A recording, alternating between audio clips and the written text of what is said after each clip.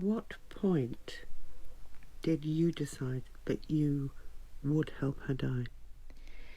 She had been talking about it for, well, in her sign language, because she couldn't speak, for about 2 years. And they started off gradually, then more frequently. And then started researching things herself and looked up about Dignitas, the clinic in Switzerland.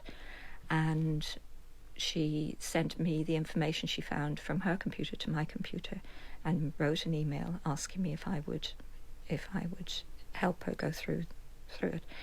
And then she started speaking about that, and she asked me if I'd fill out the form to apply to go there. And the discussion went over months. Everything took time, and she tried to gently explain to me and get me to understand that she really did need to go, that she couldn't put up with it the way her life was anymore. And I agreed in the end that I would help. I would take her to Dignitas.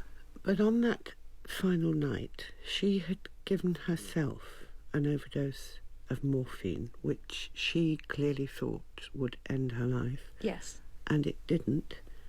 What did you do then?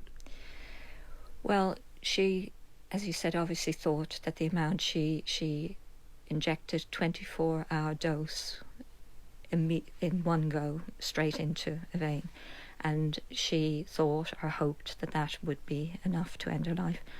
And when she found it didn't, she knocked for me, and I went through to her bedroom, and she was lying there and held up the syringe and tears in her eyes. And I just said, "What have you done?" And I just sat down beside her. And we spoke for about an hour and a half. And she said, that she had taken it and that she really couldn't. And we had been talking about Christmas because it was the beginning of December, and about Dignitas. And I said, we have to wait till after Christmas. So I was saying to her, why have you done this? Because you promised me that we'd have a nice Christmas and wait. And she said, I can't go on not another day. I really just can't do it anymore. And please help me. Please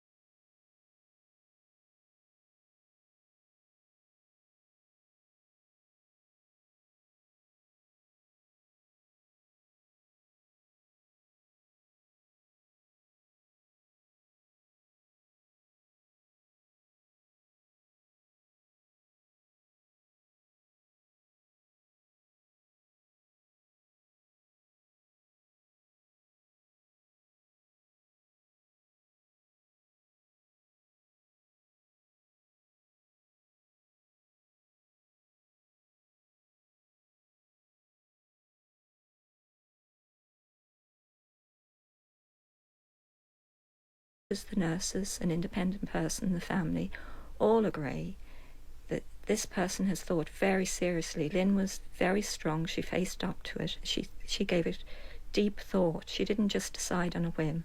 She thought about it for at least 2 years more. How do you manage now, Kay, without her? In the beginning, after she died, I just took one day at a time, and I had terrific support from family, friends, neighbours from all over the country. I had thousands of letters from people all supporting me, all saying lovely things. But it was still incredibly hard because, of course, I've been with Lynn nearly constantly for 17 years and we were very close. And it's still incredibly hard being here without her. And I miss her terribly all the time. As much as my heart is broken by her death, that I must keep going and living and carrying on and doing the things she wanted me to do. Kay Gilderdale was talking to me about her daughter Lynn.